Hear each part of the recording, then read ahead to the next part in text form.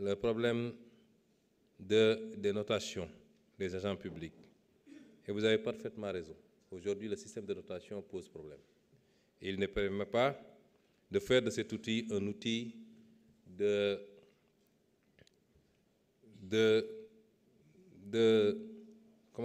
performance pour l'agent. Le système qui existe actuellement ne permet pas d'évaluer objectivement les agents. Objectivement. Et c'est pourquoi, dans la réforme du droit de la fonction publique, il est envisagé de travailler sur ce point. Il en fait partie en tout cas, avec des outils comme les fiches de poste, le répertoire des emplois et des compétences, les contrats de performance, ainsi de suite. Dans tout état de cause, je partage votre réflexion et je vous dis que c'est l'un des chantiers du ministère de la fonction publique. Alors, pour M. Varor, il est revenu, j'avais oublié effectivement de répondre à... de manière générale, pour les doléances sectorielles, je vous renverrai peut-être au ministre. Ngeen dellu ci ministres yi nga xam ne ñooy les ministres de tutelle. Peut-être tout ce que vous avez comme proposition, ngeen versé ko foofu. Parce que comme on l'a dit, la déclaration de politique générale ne permet pas sectoriellement de répondre de manière détaillée. Mais dama lay fàttali ni conseil des ministres du 15 mai 2024 bi président de la République dafa demandé woon gouvernement bi ñu accélérer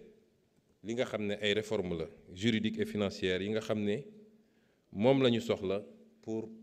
defaraat le secteur de l'artisanat comme modernisation chambre des métiers yi et nu ñuy def ba taxawal également gis-gisu bees ci ni ñu war a tasee mbir yi ci territoire national bi ak yeneen yoo xam ne ay directives la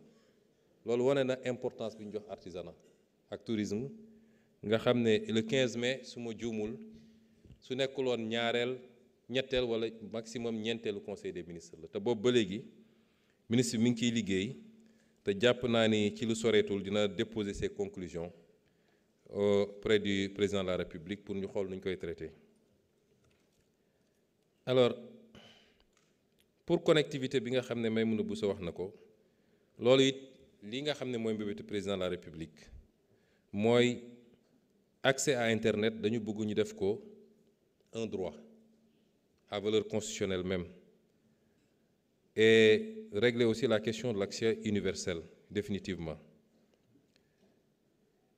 Fi ñu toll nii nee nañu connectivité bi taux de connectivité c'est 60% en zone urbaine et seulement 15% en zone rurale. Il y a une fracture énorme qu'il va falloir rattraper. Et donc yooyu itam bokk na ci chantier yu mag yi nga xam ne monsieur le ministre Alioune Sall mi ngi ciy liggéey pour que non seulement ñu matale connexion bi waaye ñu wàññi coûts yi bu ngeen seetee ci li nga xam ne moom lañ def pour réduire les coûts bi ñu liggéeyee ba ñëw dama leen ne il faut ñu dugal ci l'accès la connexion à Internet kon nañu essayer waxtaan ak opérateurs yi donte ñoom dañu am yeneen logique yi nga xam ne ci la ñu dépendre li tax ma wax ko loolu mooy tey l'Internet est en passe de devenir presque le premier poste dans les ménages duñ ci bàyyi xel mais est-ce que li ñuy consommer Internet ci kër yi par jour ëppul li ñuy dépenser pour lekk boo ñëwee ci kër boo xam ne 10 personnes ñoo fa dëkk waaye jur yi doom ñi et cetera kenn ku ne dina jënd pass ci journée bi kenn ku ne donc tey soo agiré ci njëgu Internet bi quelque part yokk nga pouvoir d'achat ménage yi sauf que munoo maîtriser benn affaire mooy li ngay wàññi est-ce que ñoom duñ ko jël pour gën a connecté wu au lieu ñu dugal ko ci yeneen farata mais au moins yow def nga li nga war a def mais le même raisonnement peut valoir pour yeneen yëpp. Alors monsieur Tafsir Thioye dafa wax ci ñaari fànn mais am na benn contradiction bu ndaw bu am ci li mu wax benn dafa ñëw ne président de la République dafa am engagement yu mu jëloon en tant que candidat fan lañ ci toll ma tontu la ci loolu ndax démocratie tam noonu lay doxee un président de la République a été élu sur la base d'un programme am na sañ-sañ poñ bu nekk ci programme boobu mu defar ko su dee lu jar loi mu andi ko assemblée bu dee loo xam ne mun na ko def par décret mu def ko loolu aajuwul mu woote waat concertation yu dul jeex aaju ko parce que peuple bi jox na ko mandat ba pare ne ko sa programme bi lii nga bëgg a def d'accord naa ci loolu su ko neexee mu ne dama koo gën a bëgg a ñoŋal kon naa woote mais bu ñëwoon directement assemblée nationale kenn mënu ko cee xarab ndax dafa ne peuple bi lii laa bëgg a def ñu ne ko wooteel nañ la kon loolu dañ ciy d'accord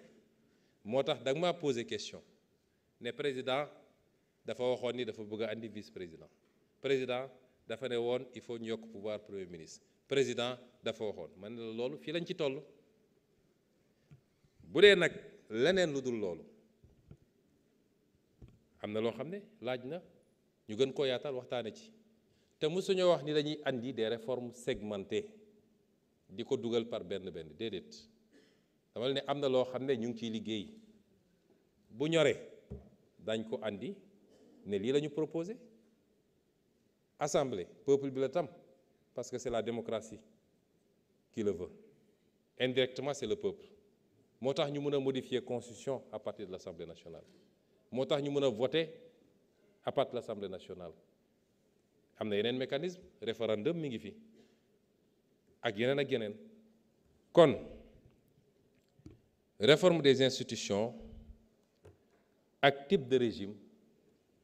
loolu selon profondeur réforme bi mën nañu apprécier fi ñu jëm mais personne n'a dit qu'on va vers un régime parlementaire ou on va vers un régime présidentiel où on va parce que régime bi ni mu mel nii mën nañu def des aménagements ou des réaménagements ci régime bi sans mu changer la nature du régime sans mu changer ko questionnement pour questionnement mën nañ dem ba ne quelle est la pertinence de la déclaration de politique générale du Premier ministre au Sénégal parce que le Premier ministre ne définit pas la politique de la nation boo demee France c'est le Premier ministre constitutionnellement qui définit la politique de la nation kon jaadu na mu ñëw taxaw ne lii mooy sama gis-gis sama politique mais c'est pas le cas au Sénégal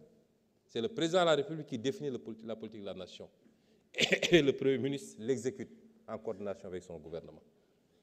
ak yeneen yoo xam ne dañoo jël fii jël fële am un système qui est assez hybride je ne dis pas que c'est bon je ne dis pas que c'est pas bon parce que am nañu sañ-sañu fenk suñu modèle lu ñu jàpp ne lii baax na mooy suñu modèle ñun mën nañ ko jàpp mais neewuñu réforme bi ñuy proposer daf ñuy jëlee régime bii yóbbuñu ci régime bële on peut rester dans un même régime mais en le réaménageant pour le rendre plus fonctionnel constitutionnalistes yi nag dinañu wax ban degré la ñuy egg pour ne jóge nañu régime bi dem régime bële loolu tollaguñ ci selon ce qui va être proposé les gens pourront apprécier ndax lii dafa renforcer le présidentialisme ndax lii daf ko atténuer mais tout ça reste maintenant le régime ou bien est-ce que da koo casser complètement pour yóbbu ñu vers un autre régime c'est-à-dire le régime parlementaire qui est difficilement concevable dans un système où il y a un président de la République à moins d'en faire ce qu'on voit dans beaucoup de pays où le président de la République reste dans son salon, remet des médailles, inaugure les chrysanthèmes comme on dit. Mais ça, c'est une réflexion à venir et le moment venu. Comme on le dit, le débat, il est ouvert, qu'il soit un débat bilatéral, un débat un peu plus large. réew mi ñoo ko bokk lépp bu soobee yàlla bu ñu ci tollee daan ko waxtaanee. Par contre,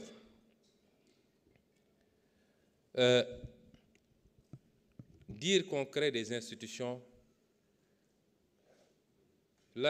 créer une autorité ne signifie pas qu'on a créé une institution. Ce n'est pas des institutions. Les institutions de la République, on les connaît, elles sont citées dans la Constitution. Ce n'est pas des institutions. Ben. Et si c'est par rapport à l'appréciation financière, une haute autorité n'a rien à voir avec une institution. Une haute autorité peut consommer 300 millions de budget, 500 millions de budget. Quelle est l'institution qui ne consomme pas des milliards de budget? Donc, si on l'amène sous ce rapport, il n'y a absolument pas photo. Et donc, on n'a jamais dit qu'on a supprimé 2 institutions pour en créer d'autres. Pratiquement, nous avons ici des hautes autorités, des organes de régulation qui consomment moins de budget que des directions générales ici, qui consomment 3 fois moins de budget que des agences. Donc à ce niveau-là, je crois que la corrélation n'est pas établie. Alors, M. Thiaye, peut-être que j'ai pu parler sans m'en souvenir dans un accès de colère, à des moments assez chauds du combat politique, mais je ne pense pas avoir dit que les magistrats du Conseil constitutionnel sont corrompus. Peut-être que je l'ai dit dans un accès de colère. Le débat a été posé ici à l'Assemblée nationale par un groupe parlementaire au mois des élections. Par contre, j'ai toujours dit que les conditions dans lesquelles le Conseil constitutionnel avait écarté ma candidature sont scandaleuses, qu'il n'y avait aucune base légale pour le faire. Et je ne sais pas quelle contrepartie ils ont dû recevoir pour le faire. Ça, je l'ai dit et je le maintiens jusqu'à présent parce que mënuñu woon juridiquement mënuñu woon sans avoir de base légale pendant que j'étais encore dans le fichier et pour génn dem fouiller naan ñoo ngi dem jël ñoom même un jugement sans radiation ni rien pour dire qu'ils empêchent ma candidature. Ça peut être un débat jusqu'à demain, mais c'est une histoire ancienne et derrière nous. Parce que dénoncer une chose ne veut pas dire qu'on s'agrippe. Dénoncer une injustice man lépp nee naa dama ko bàyyi ci yàlla lu yàlla décidé rek noonu la te fi ma nekk nii tey yàlla xam na ni fi ma nekk nii tey ak li may jëriñ réew mi chaque jour ma ne ndekete fii moo gënoon téeméeri yoon.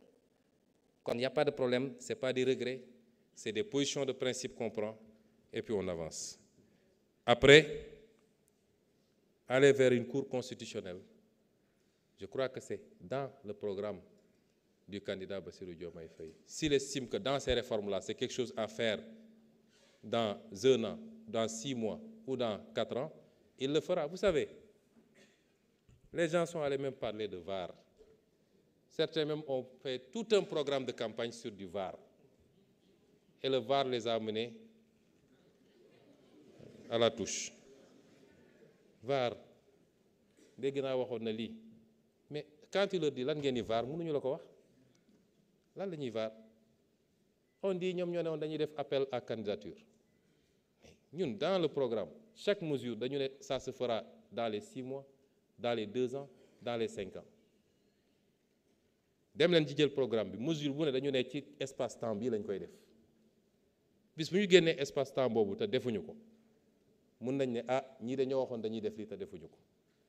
mais les conditions dans lesquelles on hérite d'un État war a tout de suite prendre en possession cet État mettre des équipes pour ñu commencer travailler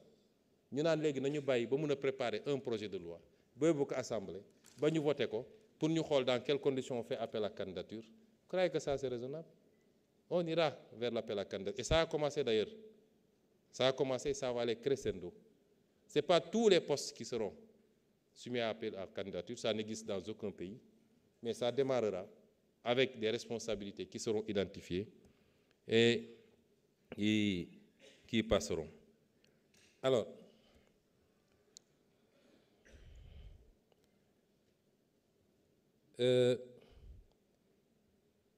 Monsieur Amadou Ba, dans sa première intervention, waxoon na ci les réformes qu'il faut faire à l'Assemblée nationale. Ci biir campagne bi ma defee je crois sama interview avec Walfadjri dama leen ne woon Assemblée nationale mooy xolu réew mi il faut ñu renforcer ko et on va le faire. Il faut ñu renforcer ko budgétairement, il faut ñu renforcer ko techniquement, il faut ñu renforcer ko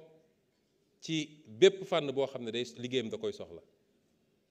jox ko la possibilité d'avoir des assistants parlementaires. Dama yàgg wax ni il y a une asymétrie terrible. Man je suis là devant vous mais su ñuy débattre lu ngeen ma wax benn ministre defal ma benn fiche. Moi j'ai été député fii laa doon toog on t'amène la loi de finances à quelques jours yow donc nga war a dem tëju 30 ministères bu ne nga war a xam lan lañ ci wax war a ñëw tontu. Il faut qu'on renforce cette Assemblée nationale si on veut qu'elle joue le rôle qu'elle doit jouer. Mais il faut que aussi assemblée bi moderniser wu. am na yoo xam ne tant mieux mais lépp lu ñu wax ci chaîne parlementaire ay yeneen ak yeneen en tout cas réew yu bëri am na ko